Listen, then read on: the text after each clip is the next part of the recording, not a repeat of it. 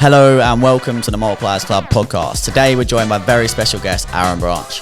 Aaron has built a 7-figure marketing business which has then given him the opportunity to do some pretty cool stuff over the years, including speaking worldwide, writing his own book, being on Dragon's Den, and owning multiple 7-figure businesses. Aaron will be sharing his experiences with us today and giving a lot of value that all business owners and aspiring entrepreneurs can take away. So let's get into it.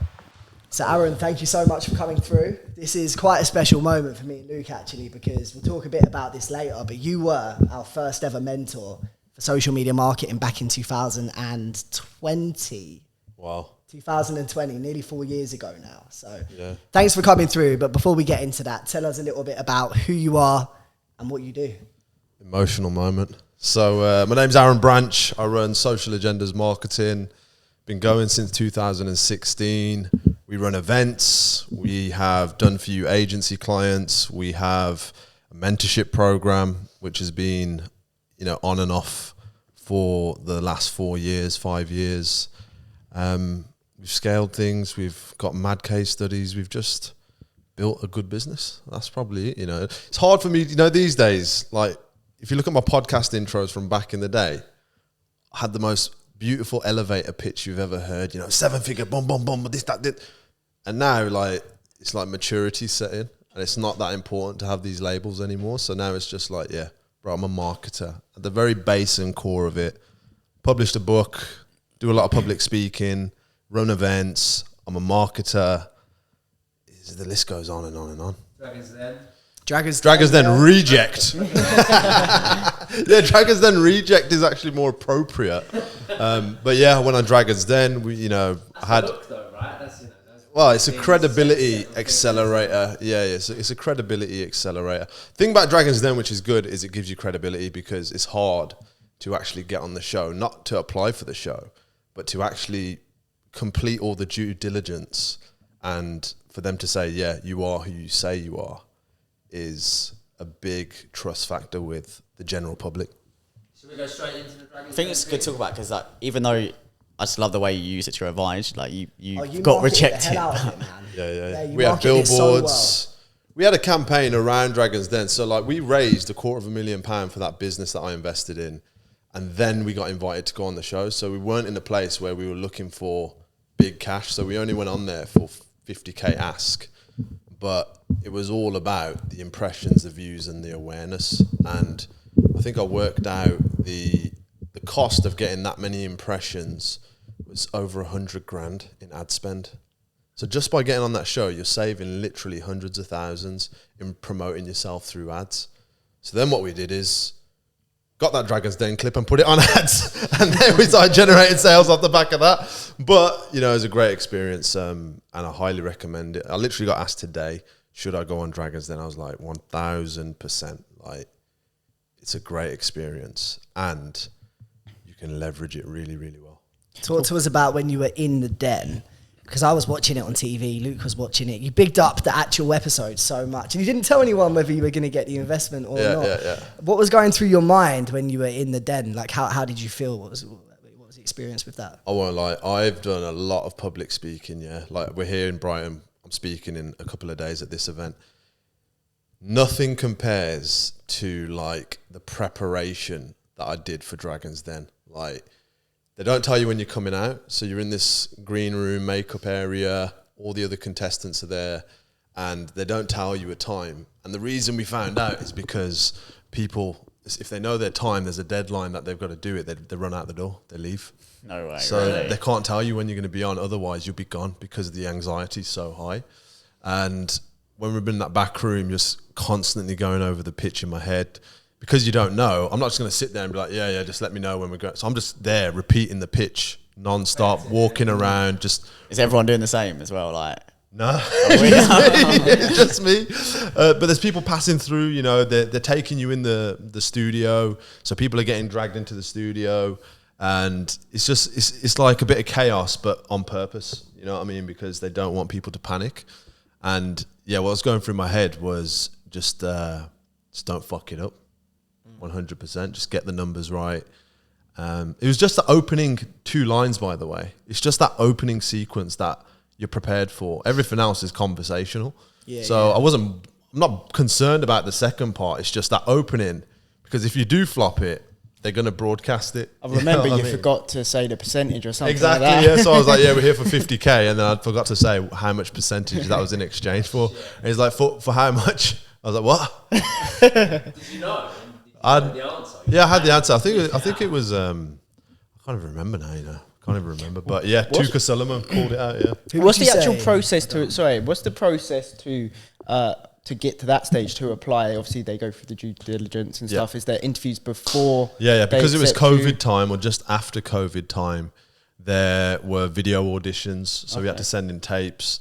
They approached us because they saw the crowdfunding campaign we just did. Right. So they've got loads of producers which are just scouting for businesses.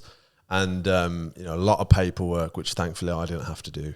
Honestly, if it was just me to do that paperwork, I would never have been on the show because it was so long. What's the criteria? Like, do they have set criteria for the business? Basically, the easy way to put it is, if you make any claim whilst you're on Dragon's Den, you have to prove it with the paperwork. So if you say anything, there has to be proof. Otherwise, they're not broadcasting it.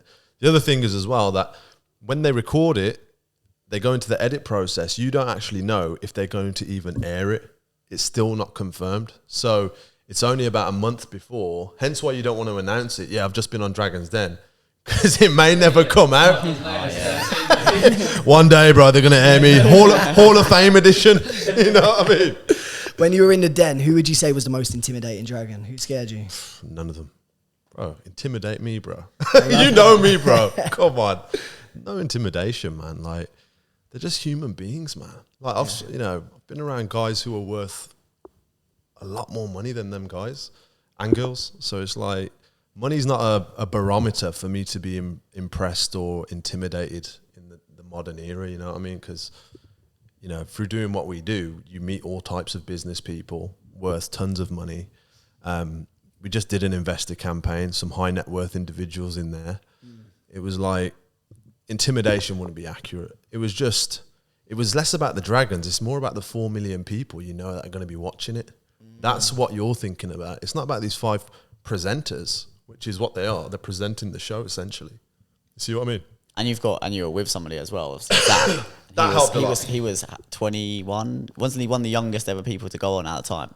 God, that's what I said. I don't know if it's true. Oh. No, fact check. I don't know if it's true, bro. I assumed it was. He's got to be one of the youngest anyway. No one corrected me. But, I mean, you two had a good partnership because you're completely varied, right? So that must have helped the pitch as well. So, he was going to jump in with what he needed to. You could Yeah. So we had a whole,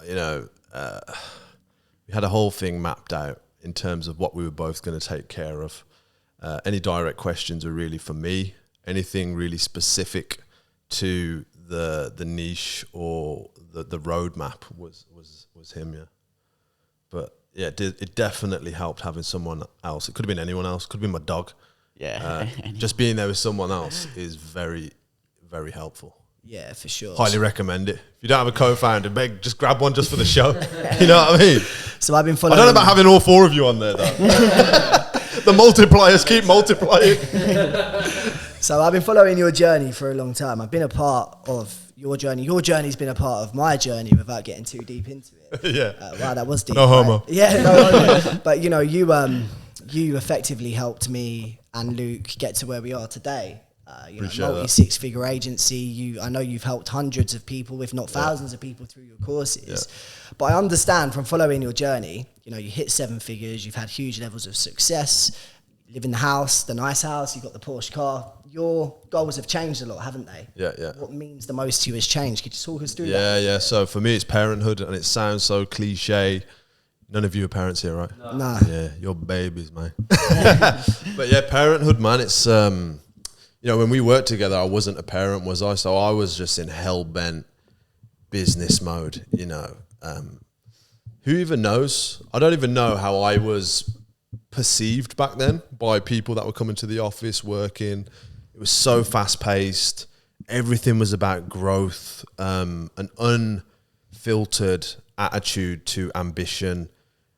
Not about proving anyone wrong. It was more about what's possible. You know what I mean? It was like, okay, you go from freelancer agency to contractor agency to in-house team agency to departments, team leaders, project performance manager, managing the team lead. I built this whole infrastructure because my goal was to automate the agency and get out of it. And I did that to my demise. That's what I thought I wanted. I wanted an agency which I didn't have to put any effort in, because that's what we were sold in it. That's the dream. Like, automate your business, work on your business, not in your business. But what if you actually like what you do? You know what I mean? What if you're actually a creative person? I studied, media at university. It's always been a part of my life. Music was a part of my degree. And that's when I realized I actually enjoy being a marketer. Now, ask me every single day of the week if that's the fact. Every single day, definitely not. Some days you're like, this is the fucking biggest mistake I've ever made.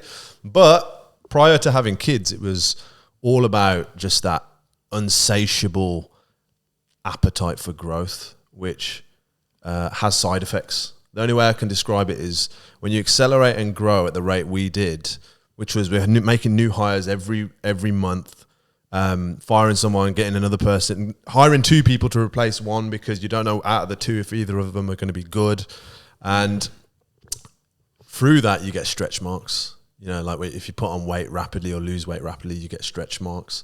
And we definitely had tons and tons of stretch marks. Like, I don't know how deep you want to go into that. But then I had kids. When I had my son, that's when I automated the agency. I had 9 months when I found out we were pregnant.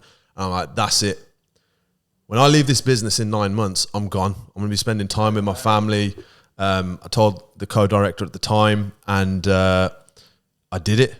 But the mistake I made was I said, this business is going to be the biggest it's ever been when I leave, which is absolutely the stupidest idea. Why would you hand over a business for the first time ever at the biggest and most volatile it is? Like, that was what I did. And obviously it was too much pressure for anyone. But then I also believe at that time, we're talking like 2 years ago now, I also believe it was an excuse for me because I've been putting in my work. You've seen the journey, right? You guys have been a part of it, like you said. So it was like putting so much work over these years without a break, apart from holidays and this, that, and the other. And it was like having my son was almost a easy get out clause. Like, I can take my foot off the gas now, I can leave. And that's what I did when I had my first son, my firstborn, and then I did it when I had my daughter as well. Like I said, both times unsuccessfully. The business wasn't maintained. It declined both times. So again, it's like, I don't want to say I took my eye off the ball because I'm still getting the reports. I'm still getting those managements every single month and making decisions. But at the same time, it wasn't that big a deal to me either, because I associated my entire self-image and self-worth to how good my business was. You know what I mean? And that's what, when I had kids, changed dramatically, because when you have kids, it's even with public speaking and stuff on stage. Back in the day, I'd be so, I wouldn't say anxious, I'd be anticipating the event, like this talk we're doing in front of, 800,000 people, whatever. I'll be thinking about it nonstop, for weeks before. And since having children, because your kids don't give a damn, the whole world could hate you. Your kids will probably still love you when you go home. You can't fucking buy that. You know what I mean? So it's like, with that level of love in your life, your priorities naturally change because you're no longer seeking it externally. You've got it at home. Even with your partner, it's sometimes, I don't know what the ratio is, but it's never 100% good times all the time with the missus. You know what I mean? For real. Going back to obviously you mentioned about staff. I think that's something that we're all facing at the moment, and we speak to business owners every day, and one of the biggest issues is staff, trying to hire the right people. You think someone is what they're going to be and they're not, and then you have to take risks with people, and it's just a massive headache, and I don't think that'll ever go away. But going through that, shout out all your staff. No,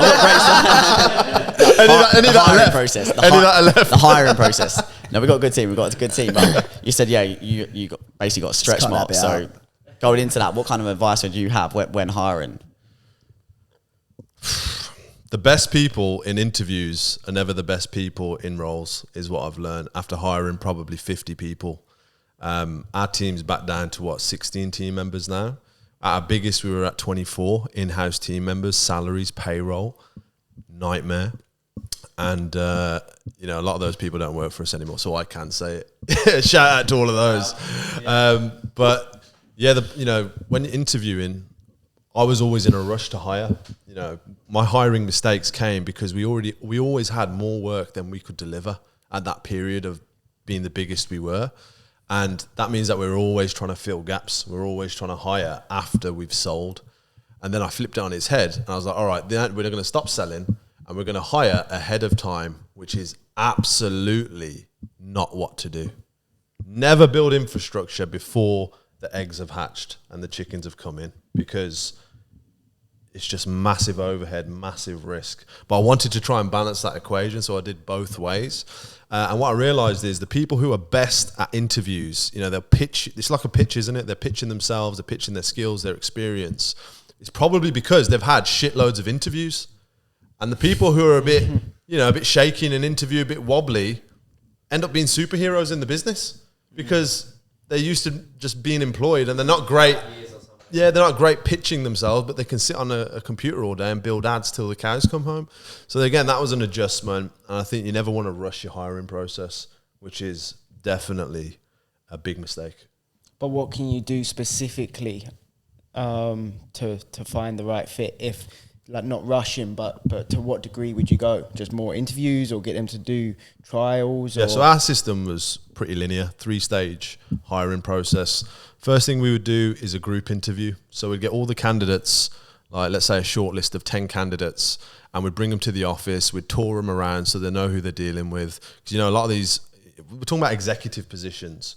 A lot of the team leader roles, management roles, were either headhunted or referrals, because you need to ask about who's doing what, and you need to start looking at your competitors. And this only started becoming a thing that I realized when people started stealing my staff. So one company, in Birmingham, took 4 of my team members off me within the space of 6 weeks. I could not believe it. And I was like, whoa, this is actually a thing? Like, people are like, oh yeah, they're doing what they're doing. Who's working there? Who's on LinkedIn? Oh, I can see the whole staff. Boom, boom, boom. Gone. Whole division wiped out, right? Social media managers and content creators. So yeah, they'll have a group interview. They'll then have one-to-ones, and then they'll have a placement day where they'll be partnered with somebody who's already doing the role or has done the role previously. So if like a executive's turning into a team leader, they'll sit with them for a day, give them loads of task-based stuff in line with what they would be expected to do. And if they're sitting there, because they can have a great group interview, they can shine through, they can have a great one-to-one, but then when it comes to the tasks, if they can't actually do the work, what's the point? And that's what we found to be the most efficient hiring process. Sounds good. So for that, so you'd get them in for a full day on that last phase. Yeah, we'd pay them. And you pay them. Yeah, That's what my question was going to be. Yeah, not going to exploit them, are we? Otherwise, we'd just be doing these trial Just days do that every day of the month. 20 team members all on trial. How's your role going? I'm on trial. You know what I mean? Turnover of staff. It wouldn't work as well, because at the time we obviously needed lapels to go to the toilet, to get through all the security doors. So it wouldn't have worked even if we did try that business model. Smart move though. No, but that's interesting. I think it's so hard when you're trying to recruit someone, especially exactly like you're saying. If you're not hiring, let's say, a sales role or client-facing role, you're not going to expect them to necessarily perform great in an interview, because that's not sort of what their whole job or career is based on. Another key thing I'd add to that is no one's ever fit for the role that you've hired them for. So everybody needs training. Everybody needs that break in time, that 2 weeks to just get affiliated with everyone, get comfortable. You know, I've tried everything. So like with sales team members, for example, we tried throwing them straight on the phones day one. Boom, let's go. We trialed training them for a month and then trying to do it that way. And it's all about finding the hybrid in between both of those to find the balance. Because when we left it for just training for a month and then they're expected to make X amount of dials or book calls per day, they're completely off pace. They're not used to the standard, and then they collapse, they break. And then if you throw them straight on the phone, they burn out and they become overwhelmed. But the burnouts definitely made more money for the business than the people we invested 4 weeks of training in before we even gave them a call. So again, it's about just finding the hybrid. I think it's about the personality of the person you're hiring as well. Yeah. No one shoe fits all hires. Yeah, I agree with that. Just on another note, I'm just trying to think, before I actually done a course with you, I got hit with your ads a lot. But at the time, I didn't really understand ads, so I didn't know that I found you through ads until I got into marketing. But you stood out to me and Luke specifically because I think you were always quite fun with your approach. You were never too corporate, in my opinion. Yeah. You made marketing funny. Yeah. So it really stood out to me, and you gave away a lot of free value. I think a lot of problems that business owners face is standing out in a very populated marketplace. Yeah. Where do you get your creative ideas from? How do you You know blossom what? them? This is so mad. This is literally the presentation I've just been finishing off for Thursday, right? The inspiration, 100%, is from movies, specifically the 90s era of movies, which probably all of you were still not born by, you know what I mean? But when I was like 8, 9 years old, I was born 91. Damn, I feel like the oldest in the room. Luke's not far away, to be fair. My dog is close enough, close enough. But basically, like Adam Sandler movies, like Happy Gilmore, Waterboy, Billy Madison. These are movies that I grew up with, and White Men Can't Jump is another one. The Matrix was the first DVD I ever owned as a kid, so I watched it 10,000 times. Know every word of that movie, right? It's my favorite trilogy, or well, it's got 4 now, but the first 3 were like I grew up on those, and I've always had a fascination for film. Like my true passion is film, which is probably why I do ads so well, is because angles, positioning, lighting, color, all the stuff that you guys aren't doing on this podcast. Yes, thank you. I'm only joking, but all of that stuff, I didn't realize it growing up. I was consuming a lot of content because we didn't have social media, obviously, back then. And yeah, I think it comes from my passion for film, especially comedy, which is obviously Adam Sandler's bag. And I literally just put 90s baby, golden era of film. And I've got Happy Gilmore, White Men Can't Jump, and The Matrix. Name my son, and this is the influence though, this is the crazy part about it. Neo, right? So my son is named Neo after the hero in The Matrix. Have all of you seen The Matrix? Yeah. Good answer. We're living the Matrix, aren't we? Yeah, we are The Matrix. Wait till my son grows up, he'll save us all. You know, my son, and then obviously basketball was my whole focus for a big portion of my life. That White Men Can't Jump. Who knows how much influence that film had on my life, you know what I mean? And then Happy Gilmore, obviously, we've just got into golf as I've got a little bit older, and we held our first Social Agendas Golf Invitational like 2 years ago. Who knows how deep those film scripts and narratives are in my subconscious mind that influence and persuade me now that all of these things are my passions. And that's the same thing about marketing. The movie Inception, right? Leonardo DiCaprio, all about planting ideas in people's dream states so deep that they believe the idea to be their own. Is that not what marketing is? Creating that desire in people, showing them so much of what they need to see to solve a problem, to buy a product, buy a service, that they eventually feel compelled to do it off their own agenda. That is what we're doing as marketers. Wow, that's crazy. And do you know what? That's really interesting because I never would have assumed that that's where you would have got your motivation or inspiration from. That's very Films, unique man. within I itself. love films. I love films. Did you watch certain films and get ad ideas? Yeah, Top Boy, my next ad's Damn. going to be mad. Hey. What are you saying, fam? Buy my course, isn't it? It's trending though, like it would It work. would work. You know what? It's just being creative. Problem is, I used to dress like that when I was about 15. Yeah, we so all did. So did we. we having man. flashbacks, and Yeah. all of us have that gangster youth, don't Yeah. we? Where we're rolling around in puffer jackets every day. Yeah, I thought we was on the block. We weren't actually on the block. You're on the estate, as they call it, summer One house. leather glove and a fucking puffer jacket. Yeah, man. So it's like with films, it's not like that deep where I'll go and see a film and I'll be like, oh, that's a great ad idea. It's not like that. But I feel like the whole process of creating video ads, because that's what my strength has been. That has been my tactical advantage. It's my creative approach to my ads. And that has definitely been influenced by film, 100%. And obviously I did a media degree, so I got to learn it on a deeper level as to what's going on and how they achieve certain things. Yeah, you know what I mean? yeah. And do you say video ads is like It's the premium? It's creme the de la Premier- creme, the man. Premier League, yeah. Come on, man. Nothing hits harder than a video. You see an image. Do you do any stills to go along Not with right it?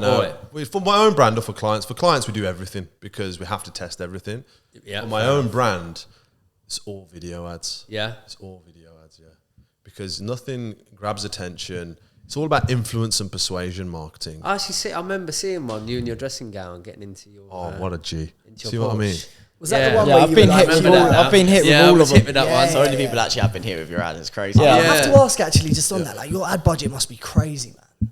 I get hit with your ads all the time. Even my bird does. I swear to Well, God. she won't recently because we've actually stopped targeting women with the mentorship side of things. Wow, okay. Naturally, we looked at the data.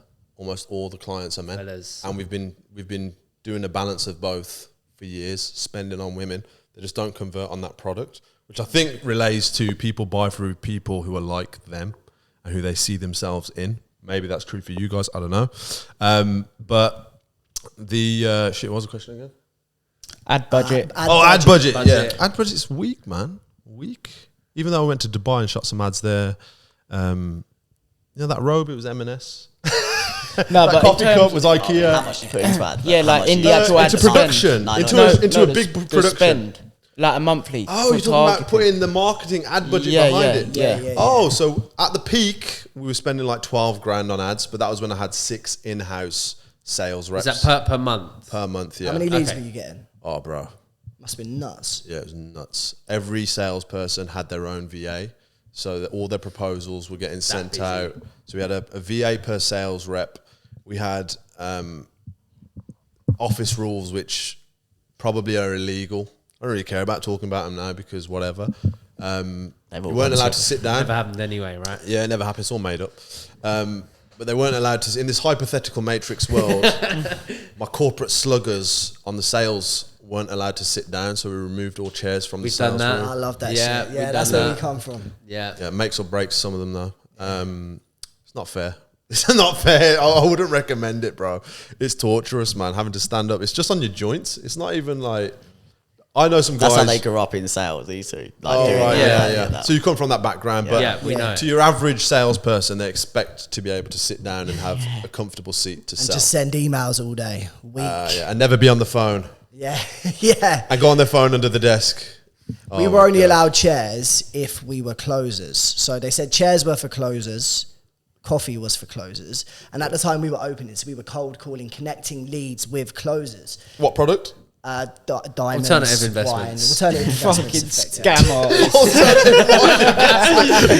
You both came out with 3 different answers there. They were like, what? Wine investments, diamonds, and gold. Yeah, we did do a bit of gold and oil shares. in They the leads. target- I think I know the company you might have worked for. We're I know a lot of incriminating guys who came ourselves from here. that field of study. They targeted women over 70. yeah. Who With, couldn't read well without their glasses on. with dementia. That's sad. Moving on swiftly. Yeah, moving on. Well, there swiftly. goes their sponsorship. Dementia UK's out. Yeah, no, to be fair, look, it was our first ever job, and the companies we worked for, they were, I don't know if ethical is the right word, but they were above boards to a certain extent. I don't really know. Maybe. Unethical or ethical? I heard you lose your breath there. Yeah. Hey, next subject. Yeah, the I thing think- I'm saying is with salespeople, right? It's like I had all of these film. Come on, film. You're talking about influence. Where did I get my ideas about business from? My dad had a lettings agency for a small portion of my childhood. Never learnt a thing about it. I just used to clean the kitchen every weekend. So I didn't learn anything from him about business. So everything came from film, Boiler Room, Wolf of Wall Street, all these movies that are all about hard closing, hard pitching.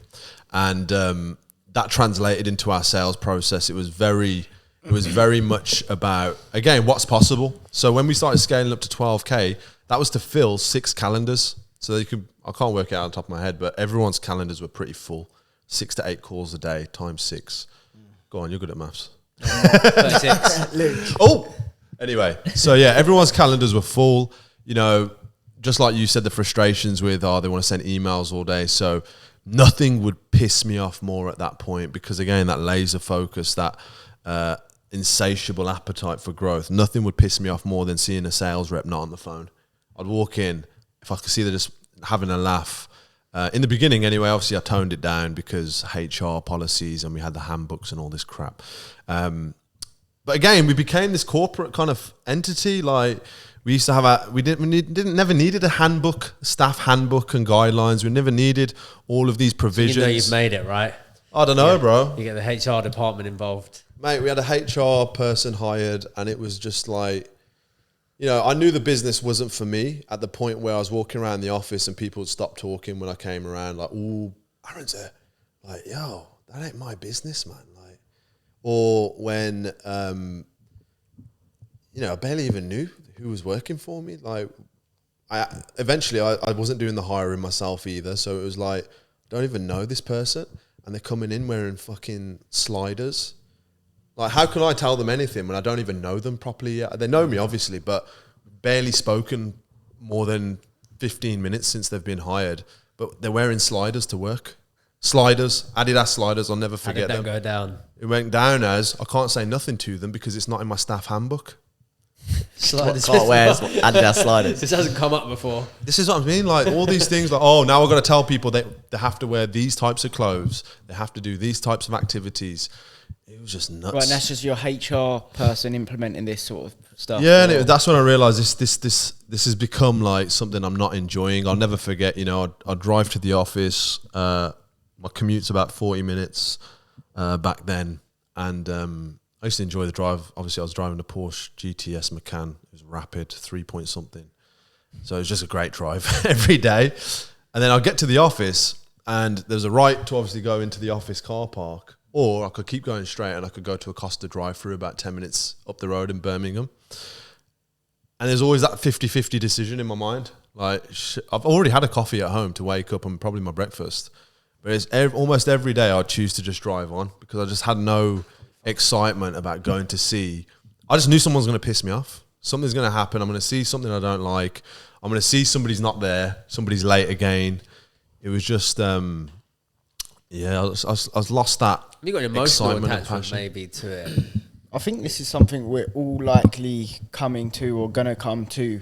So, what's your advice to stop that? Or my thing is, don't. How did you? My idea back then was I was all about being a big business because I was driven 100% by my ego because I want to be the biggest. I'm competitive. I come from the basketball world, like, you know. To get to where I got to in basketball, get a scholarship to go to America, like, you have to tread on people, you know what I mean? You have to beat people to get to that spot. And that's the kind of attitude I had in business. So I want to be the biggest. And then I found out one day that this one guy spoke to me actually. He's like, oh, I was at a networking event and he worked for HSBC in their, I don't know, one of their uppity departments, thinking he's a hot shot. And I'll never forget, this guy was like, oh, so what size is your team? And I was like, well, we're 18 team members in-house, you know, I'm pretty proud. I was proud of that, you know what I mean? It's a big achievement. He's like, oh, so you're just a small business. I was like, small business? Mate, it's the biggest my business has ever been. What do you mean, small business?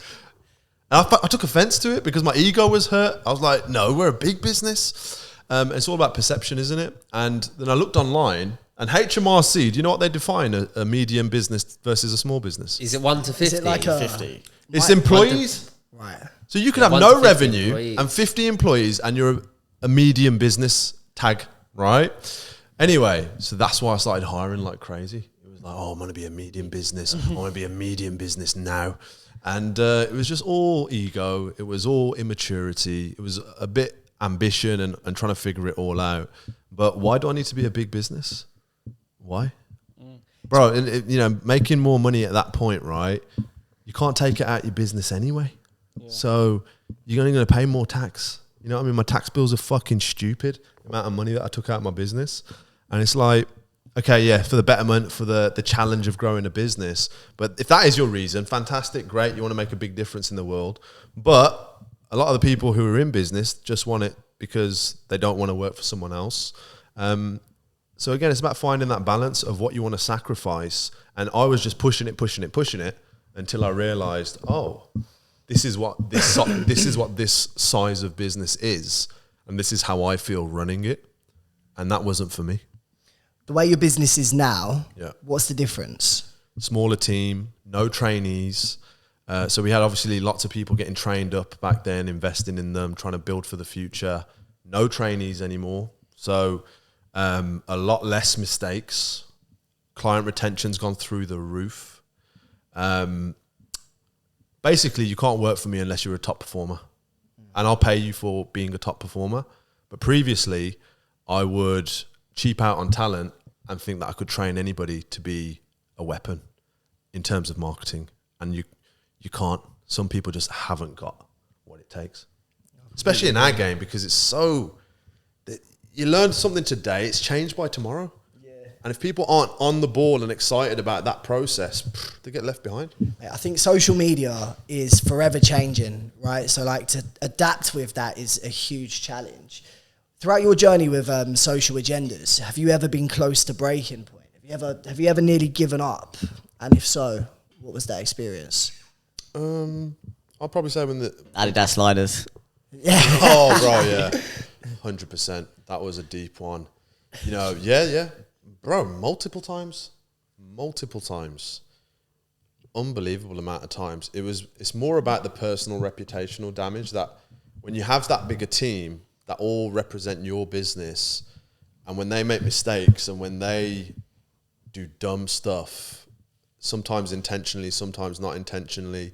For example, we had a CBD brand that we were working with, gummies, all cookies, everything, you name it. We're doing a content shoot, came downstairs, half the product's been eaten by the team. What? Yeah. You know what I mean? Your team or that My team? They're waved. I come downstairs, everyone's quiet. I'm like, all right, where's all the product? Everyone just It's just starts open laughing. and gone. Off the tits. CBD gummies, man. They were all just lethargic. You know what I mean? And it was times like that. There's a million times, bro. There's times like, you know, when you find out how a client's been treated by a certain team member, you know, they might just be burying their head in the sand, not getting back to them. All of these things would come back to me because I live a very transparent and authentic life. Like, you can hit me anytime. I'm on social media, and that's what people would do. They're like, Aaron, just so you know, this is my experience. What's going on? And it was become more frequent at that time. And that's when I was like, oh, it really hurt because it was always personal for me. Like, it's my business. It's my reputation, my staff. You know, you're paying people that are damaging your reputation. It's a new experience and it's hard to stomach. We can relate to that for sure. You know, there's been certain experiences I've had where I get so emotionally attached to my business. If a staff member unknowingly has been lazy or missed something that might have seemed like not a big deal, it fucks me off, mate. I get really annoyed about it. How do you find that detachment? Because I guess you have to somewhat have it to a certain extent, right? I'm just war-torn now, man. I've seen the best of it. I've seen the worst of it. I've gone and explored other businesses like Deliver Me. For a year and a half, that took me out of social agendas. People don't realise it because they still saw my face on the ads. Yeah. I wasn't a part of that business. I wasn't running it, hence why I got a co-director involved and sold, you know, portion of the business for me to kind of go and explore a different avenue. So it's like just war-torn, man. That's the only way. It's not a nice way to say it, but I've seen the very worst of it. I've seen the very worst of it, and I've seen the very best of it. And for me, the best of it outweighs the worst of it, which is what makes it still an exciting place to be. Like, I still love my job. I still love my team. I love my clients more than ever before because we got really disciplined. So when I got back hands-on with the agency game, I got really disciplined about our red flags, who we are working with, who we're not. Some still crept through, but that's enabled us to work with the right people on the right budgets. Before, we were a volume agency. You got any budget, any kind of spend, yeah, come aboard. Don't care what your product. You don't even have to tell us the product. You're signed. Pay here. Just close, right? And And you can't scale an agency past a certain level on those low ticket retainers without a whole heap of things breaking along the way. And so now we've gone more higher ticket, and really just focused on, okay, you got no budget. Okay, previously it's here's a done with you training, here's a Facebook ads course to get you onto the next step. That all takes time and administration. You know, here's a payment plan. They miss their payment plan. You've got to have someone following up with that, legal department, all this bullshit. How about we just don't work with you? Go find an investor like I did. Just grab 250 grand for a business I invested in. You can't even put 500 pound out of a fucking bank loan. You're not a business person. Go back to what you were doing. You know what I mean? They don't believe, most of these people who don't want to invest in their businesses don't even believe in their own business. So why are you coming to me with it? We get See you later. We get a lot in the industry working with a lot of them are aesthetic clinics. Yeah. So they spend like 30, 40 grand on these machines. I And know, they don't want to yeah. pay any more. They don't want to put any money into the market of it. I'm like, you just spent 40 grand on a machine. Yeah. Where the customer's going to They be? think Machines the sitting there collecting dust. Yeah, they think the machine's and going they to sell won't buy itself. ads. I know, but they think the machines are going to sell themselves. And those treatments, you know, the high ticket treatments, they need people like you. Yeah, for sure. So with this like new mindset, shall I say, what's the goal now? What's the plan now in the business aspect? Right now, the goal isn't growth. It isn't. Isn't growth. So what is It's it? just maintenance. I'm in a great space, you know. Once you go from nothing to something and then something to a lot of everything, it's like the sacrifice up there compared to the sacrifice down here for only a little bit of difference in income isn't worth it to me because I've got something better. I've got my kids. I work from home most days of the week now. Scaled down the offices. Used to have 5 units. We've now got 1 unit. And when that expires, we're all going completely remote hybrid. The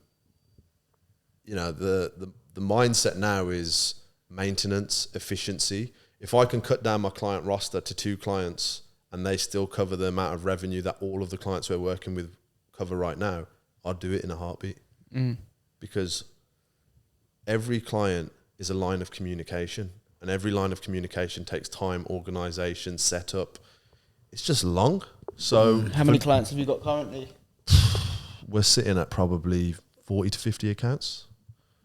They're not all high ticket, but this is what I mean. Like, they're staying though now. You know what I mean? That's the difference. Back when we had all those, more team members doesn't mean more retention. I thought it did. I'll just hire more people. I'll just throw money at it. Let's just reinvest. You can get 2 productive people. They can do the work of 5 shit people. Yeah. You know what I mean? 100%. I want to talk about the mentorship side of your business. So Yeah. you're not as active with that as you used to be. No, so are haven't you? promoted it all year until last month. Wow, okay. So you've taught some people that have done really well. Yeah. Me and Luke being a case study. Yeah. I know probably about 5 other people that have done your mentorship course who I'm friends with now, and they're all doing pretty well. Yeah. But then you get the other side, right? And this isn't personal to you at all, but a lot of people buy a mentorship thinking it's just going to solve all their problems, and that's what they need to be an entrepreneur, a successful 6-figure business owner. In reality, you've got to put in the work, right? Yeah. What percentage of your mentees would you say haven't acted on what you've taught them? And has that ever caused a strain for you Probably say about 20%. that just haven't ever acted? Don't do nothing. They just get gassed, see an advert, feel like that me and them are aligned. Some people don't buy mentorship because they need a mentor. They buy a mentorship and they need a therapist. They buy a mentorship and they need a friend. They buy a mentorship and they need a family member from a mentor. And those are all the wrong reasons to do a mentorship. Some people have bought my mentorship just to be my mate, which is great. Look, man, it's all love, you know what I mean? But that's not the right reason. And this started becoming more prolific when I wasn't doing any of the sales. So the whole mentorship for about 1.5 years, obviously I was in Deliver Me, had coaches delivering the material. I had sales teams selling the stuff. It was just my ads that I was... You're the face of it. I was just the face of it. Yeah. You know, it was completely automated.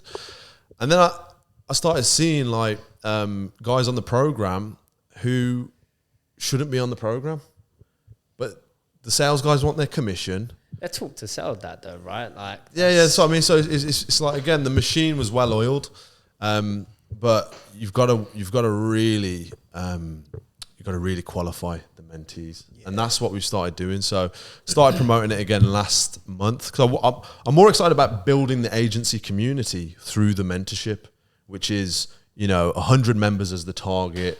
I could have invited people from all of these years, these hundreds of them, but a lot of them I don't have any relationship with now. So it's like, oh yeah, you did mentorship. I didn't even coach you. Come join this agency community, and now we can like have a direct line.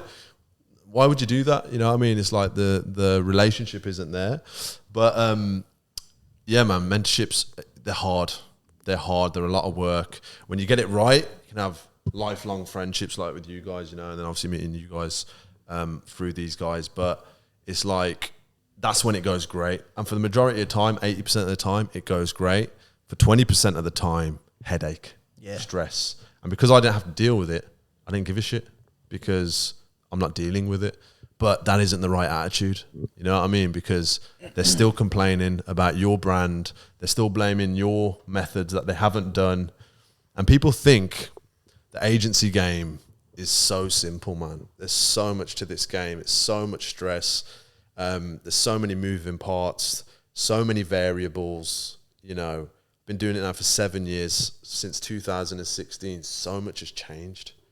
So it's like, yeah, the mentorship for me, man, it's a 50-50 right now, whether we keep cracking on with it or just call it a day.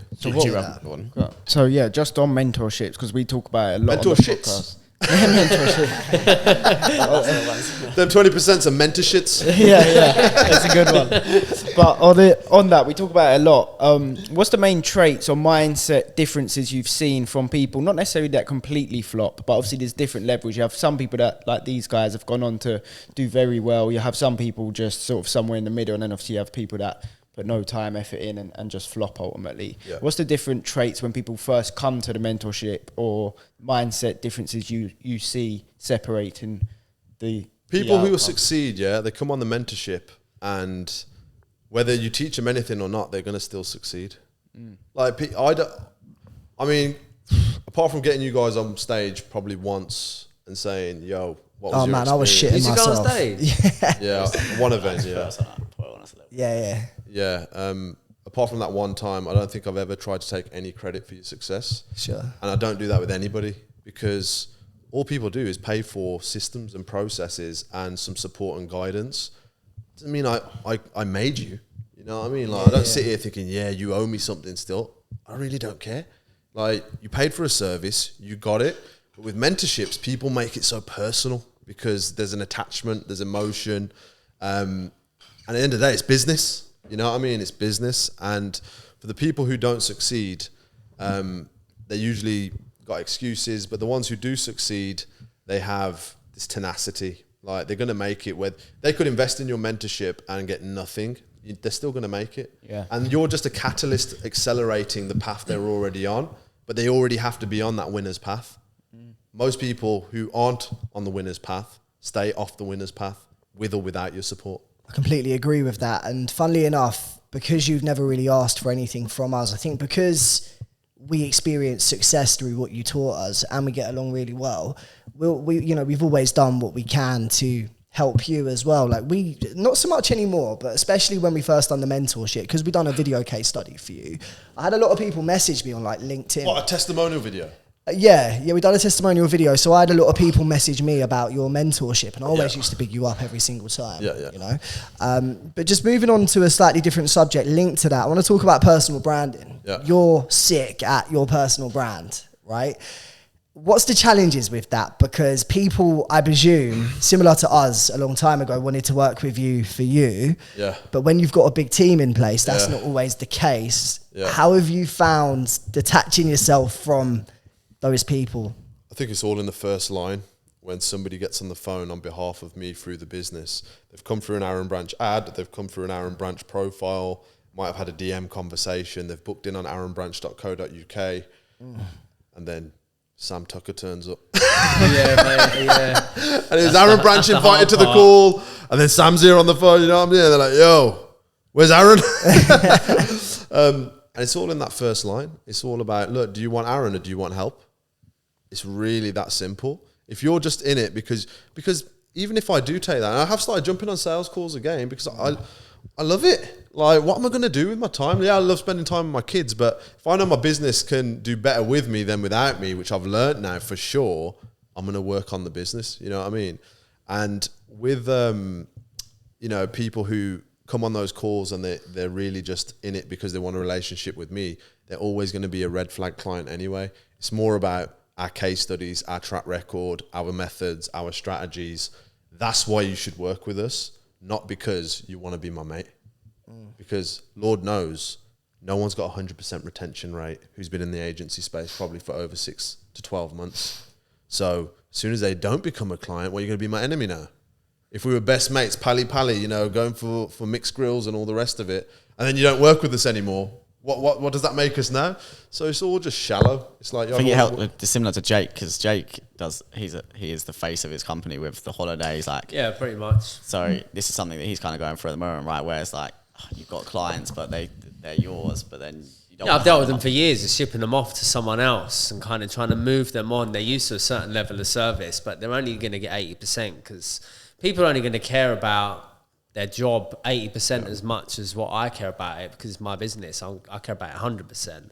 So yeah, I suppose it's the delivery and what you've got to tell them in order to. Well, it depends. If your business is different, because I'm assuming people come back for years, right? Yeah, and it's concierge. People spending an awful lot of money, and it's super personal. Yeah, I mean, I'm in the position now where I sort of want to do a bit of a hybrid, because I still enjoy the sales. I hate the admin and all the stuff that goes on behind the scenes, but I still enjoy speaking to the customers. So I'm thinking of maybe doing a bit more of a hybrid where I still speak to the big spenders, maybe cut out the I think it's just managing those expectations and saying, look, this is the next step. You're going to be introduced to your account manager.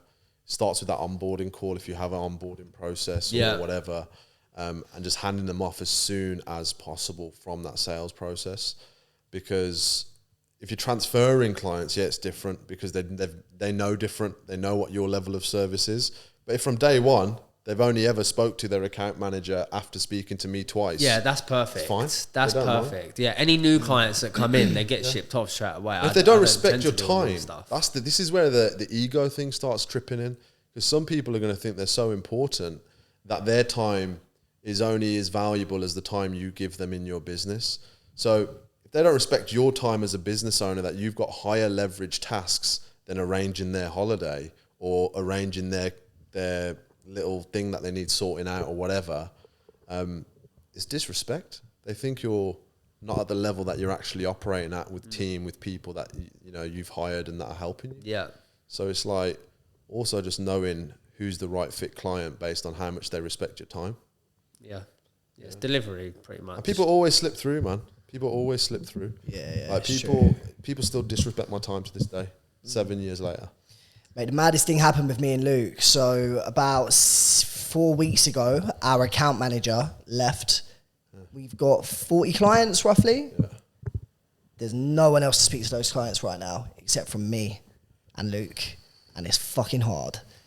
It's really tough. So right now we're trying to find this account manager to come in. And we want to make sure we hire an A player, right? So just to ask your expertise, how important is a solid account manager, and how much do you think they're worth annually? First line of defense, bro. Yeah. First line of defense, call them the filter. They just filter all the shit on the first line. A good account manager, you could be looking at least, it's not even that. It's quite modest, like 35 to 50. Yeah. For an experienced account manager with at least 2-3 years experience in an agency, you need someone who's done it already. You need to make sure that they've done it on a business and an agency which is similar to yours in terms of size. These big corporate account managers for these big, 10 million revenue agencies, they work completely differently. You know what I mean? Their timelines are way longer. It's just a different ball game altogether. So if they come into your environment, complete overwhelm. Or it might just be grabbing some really shit hot contractors to bridge the gap, and getting a few of them and spreading that challenge.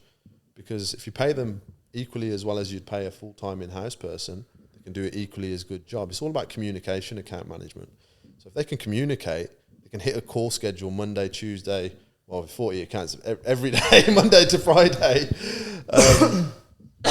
then why not? Yeah, for sure. I think without that account manager, it's a real quick way just to burn out. You know, have you ever burnt out in business? All the time, bro. And how do you deal with burnout? I have a big bottle of red wine. Put on Netflix. Turn your phone off. No, phone stays on. Binge scroll. That's all dead serious, by the way. Burnout. Like, I go through peaks and troughs. So, like with basketball, you know, you have a pre-season, then you have a season, then you're off, and that's kind of how my life still is. Like, I'll go into preparation mode for a big effort. I'll give a big effort, and then I'll go and hibernate for a little bit and recover. Burnout is destined for all of us because we're so ambitious and that we're all trying to achieve so much.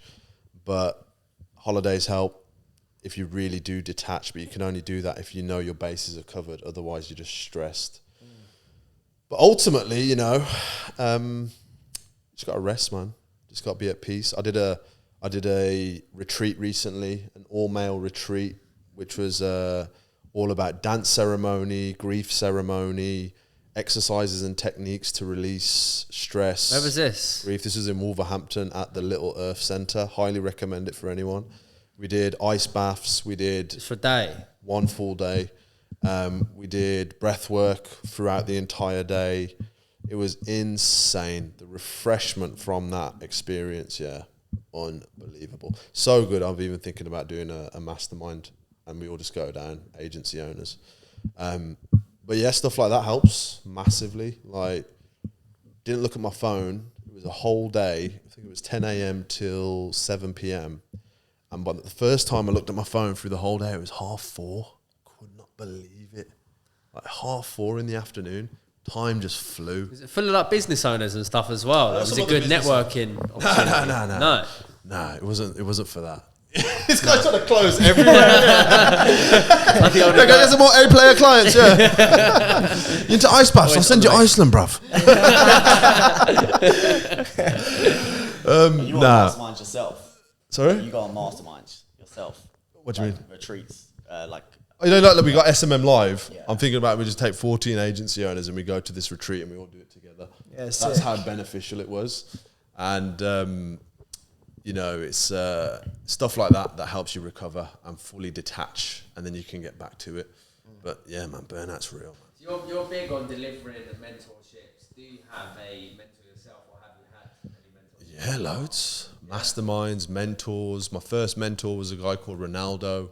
He was a Renaldo. He actually was one of my old basketball coaches as well. So he saw me put on my LinkedIn, digital marketer, grow your leads and sales. And then he messaged me like, oh, bro, you know, this is what I've been doing recently. And then he gave me some advice, started pestering him because I was 3 months in, no clients, no money, no idea, panic mode. And when I started pestering for like the third day in a row, he was like, bro, look, I do this for a living. If you want, you can pay for my time and we'll sit together for 2 full days. And I was like, this motherfucker, you know what I mean? Like, he's trying to rip me off. Like, we're not friends. You know what I'm saying? You know, you don't know how the whole business world works. Yeah. You don't respect people's time. These mentorships that I've been telling you about, I was one of them. We're all that kind of person, knowing about how to invest in ourselves or put effort in the right place. You want it for free, right? Everything, you're like, yeah, what? Yeah. It's disrespect. You want money off me to give me information. Yeah, I know you. I knew you before you did this, bro. But yeah, he actually sat with me in the back room of a gym. He's a proper Brazilian jiu-jitsu dude. Sick. And yeah, break your neck. You didn't want to not pay that balance. We're in the back of a Brazilian jiu-jitsu studio in some shabby little office in the back. And I sat there for 2 days with no laptop, just a pen and a pad, and smashed through Facebook ads. He was a wizard. And I was really lucky, man. Like, I learned Facebook ads then, and it was before it was popping off. So no one even knew what Facebook ads were. Businesses were like, what? Facebook ads? So I was there early, which was an advantage. But yeah, you know, mentors have been massive. You still got one now? Currently not in a mentorship now. No. My missus, she's my mentor. Yeah. Real talk, you know what? My partner, she's been mentoring me since the very beginning. She gave me the enthusiasm and courage and financial support to start my agency. She had a job, sales at Vodafone, and she's the one who gave me a bit of space to be able to actually even start and learn how to do this stuff. So, you know, mentors come in all shapes and sizes. You don't always pay your mentors. They're just in your life. Got loads of people guiding me. Got clients who are mentors to me, but you wouldn't call them that because we're just mates. We've made them loads of money. They're multi. And if I ever need advice, I can just call them any time of day and see them. I love that. So talking about your wife, Holly. I know Fiance, Holly. I know you guys are solid. Yeah, she's always at events. I wouldn't know if she says that. On the front end, it looks like that, yeah? Great. Great personal branding. For sure. It looks like you guys have got like a real special thing, you know? Yeah, it is. How important would you say it is for a business owner to have a good woman behind them? Wow. Or a good wife. Or a good wife. Or a good them. Or a good they. Or they. Them, like we saw in Subway yesterday. Oh, yeah, Brighton's a mad place. Yeah. I think it's very important. If it isn't a partner, I think you need a really solid friendship group. You need people who are going to be honest with you that don't care if you're offended, in my opinion. She's the most brutally honest person with me. If I ever do something which is a bit 50-50, you know, is it a good move or a bad move? She's always checking my plays. I run things by her every day. I'll say this is going on. It's just a soundboard as well for you to express yourself. I journal. That's something that I'd recommend for anybody. I write my thoughts. When I was at Founders, that shocked me when Simon, Alexander Ong was doing a thing there, and he said, like, hands up who journals. I was at the front of the room, didn't put my hand up because I don't journal. Turned around, literally pretty much every single person in the room. I was like, fuck. Yeah, I was like, I need to sort this one out. How does that work? Like every day? Not every day, no. We're pretty much 2-3 times a week. And it's gone. My journal that I've got right now, it stays with me everywhere I go. I've got it right here in Brighton in the car. Red book, hands off. Dark secrets in there. But I realised that you have to express yourself. You've got to get your thoughts out. You've got to let go of emotions. And when you write them down, you don't even know how you're feeling, like all the thoughts going on in your mind. Only once you write them down can you process them and exhale them. And that could be stress, that could be grief, that could be drama. And then you get it out and then you can move on. But most of us don't ever get that release. So we're just carrying all of this emotion, all of this. There's a great saying that was from that men's retreat. It was like the body remembers what the mind forgets. So something bad happens to you today, you've forgotten about it last week, but your body's still holding that negative energy. That frequency's still there. You gotta get rid of it. Go gym or jump in an ice bath. I don't know. However you need to process it. Have sex, you know what I mean? Get rid of that grief, that tension, that frustration. I'm sensing from you right now. These 40 accounts, he just needs a good... he needs just a good, solid recession on the... Listen, we're in Brighton, mate. Anything can happen. 3 days. You got a bit of time left. But no, I think, be right back, just going to toilet. Journaling's a big one. Question on that quickly. What do you, is that specifically business or do you just write down everything? So my journal goes way back to when I first started my career. So this journal, the first entry was when I was finishing university. And you just write everything? On my birthday. I got the journal for my birthday, April 3rd. And it's mad. I wish I brought it with me now. But the first page is all about finishing uni, starting my basketball career, because that was my still going through that. When I had to make the hard decision about leaving basketball, I wrote about it. So it's just these milestones. And now that I've got kids, I'm like, hopefully one day when I'm not here, they can actually read the real background noise of what was going on throughout this whole period. I need to get one. Yeah, it's hard to be disciplined with it though. I won't lie. I don't do it every day. I write affirmations in there. Is it different to, what is it that you're really big on there? What are they called again? Do you know what? I've fallen off quite massively with like my affirmations. It's okay, bro. It's okay. And bro, you're looking mad stressed right gonna now. break down. It's all of those clients, mate. I need an account manager. Yeah, I used to be so regimented. Every day I'd write my affirmations. I'd write my goals for the day, the week, the month, the year. Yeah, it's so fucked up. I wrote all of my goals for the first time. I always do it around the 26th of December to the 1st of January for the new year. Last year's the only year I didn't write it on paper.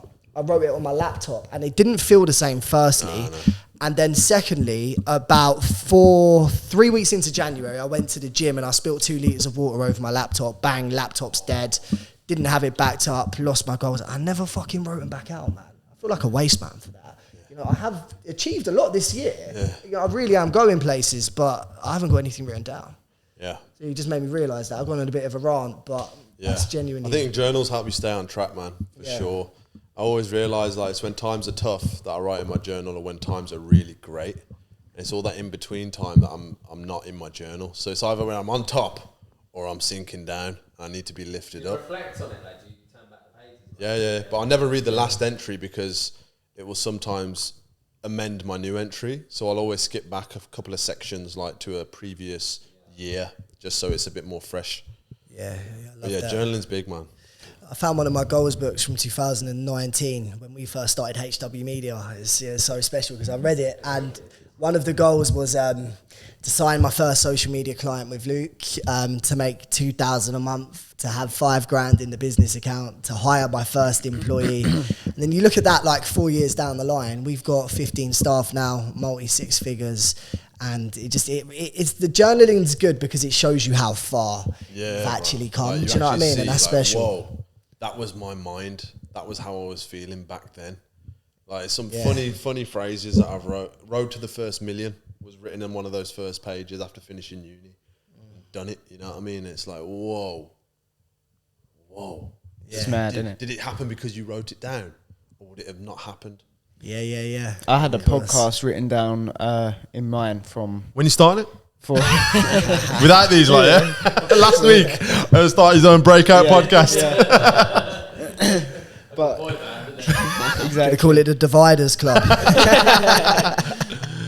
But yeah, it's bad. The Survivors Club. Survive these three. Yeah. No, that's why we all started it. It's just helped us get started. I think I wouldn't have started a podcast for years if I was going to do it on my own. But us boys coming together makes it so much easier. So much easier. This is a form of expression as well, man. This is therapy in itself. You know, men sitting down. I know you don't have many female guests.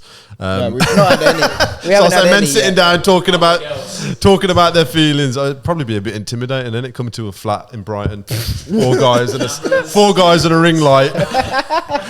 Just doesn't look right or sound right to their brand managers.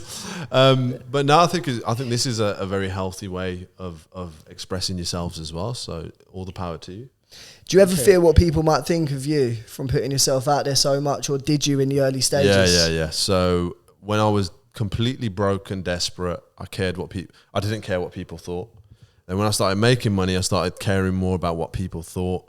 Started becoming more influenced as, you know, networks changed, more people with affluent bank balances came into my life. So then I started, you know, my competitive edge started kicking in, that, you know, we're all going to compete and rise together, but it wasn't in the right sense, you know what I mean? It was just, like I said before, ego driven. And that's when I was like competing and, you know, how do I come across blah, blah, blah on social media? But to be quite honest, I really haven't cared that much apart from that little, probably 6 months. Yeah. I really don't care, man. Like, I really don't. How do you get over that? Because that's one of the fears I've got. You know, so starting the podcast, getting a sort of like a personal brand out there. That's like a real, it's a fear really of trying to just get behind the camera, in front of the camera. Most people don't fear. Not know what to post as well. Yeah. It's just a case of Most people don't fear the content they're going to put out or making the content. They fear how long it's going to take for them to be proud of the audience they've built. So they never begin, because our insecurities tell us if we're making content and only 20 people see it, don't do it. It's embarrassing. You know what I mean? And that's just all ego and insecurity speaking. Like, who cares, bro? I make content for me. That's the biggest key. I make content for me. Like, I watch my own stuff back more than anybody who has ever followed me, because I'm a fan of my own shit. That's and mad. I feel like that is, like, if I go on Instagram, I'll go through my own feed and just consume my own news feed. You know what I mean? Because I make great shit. Like, my diversity. I got my family on there. So make content for you. Yeah. What do you want to see out there? And naturally, when you start making shit that you like, other people who are like you will start coming and watching it as well. And you just got to have the patience to see that through. Like when I first started making content, you know, just switched from basketball person to business person. No one was listening. No one cared. People still don't care. But I put out my beliefs. I put out my opinions. I put out education. I put out everything that I believed in that moment of time to be true. And naturally, you speak long enough, people start to listen. And now I get to speak to 1,000 people on stage, all because of my content starting 7 years ago. And it's never ending. You just got to, as long as you enjoy it, you can do it, but you got to enjoy it. The quickest way to enjoy it is by liking the stuff you're putting out. That's good advice. Well, before we wrap this up, is there any podcasts, books, or people you follow on social media that you recommend for listeners and ourselves? Yeah, man. Multipliers Club. You guys, first and foremost. I actually do. I really enjoy you guys' short form content. It's great. James Blackwell, top guy in the recruitment space. Dee Ludlow, doing a lot in the acquisition space. He's sick. Yeah, Adam Rana, serviced accommodation, property. He's out in Dubai now. Who else are the validated people I want to shout out? Steve Hamilton, another property guy doing big things. He's from Birmingham. Loads of people, man. They're the ones that come first to mind. Nice. I love that. Decent selection there as well. Well, mate, thank you. And none of those are current clients, actually. I could just go through my client list, but it'd just be here forever. Luke, get your notepad out. Joking. Oh, yeah. I thought you were going to start journaling. Luke, start journaling right now. But yeah, no, thank you for coming on, man. It's been insightful. Good episode. It's great to have you on an episode. We've been trying to get you on for the past 6 months. So I'm glad we man. made it happen. Hard man to Thanks for support. having me. You guys are smashing Thank you it. for your Where time, can man. people find you on? What's your socials? Don't follow me, man. I'm a ghost. I make content for me, so there's no use in you following me. And if you say something like that, then they're going to be curious. They're gonna follow you. So if you want to follow me, you can find me. It's not hard. I love that. There we are. And if you do follow me, buy something. Mentorship. That's good stuff.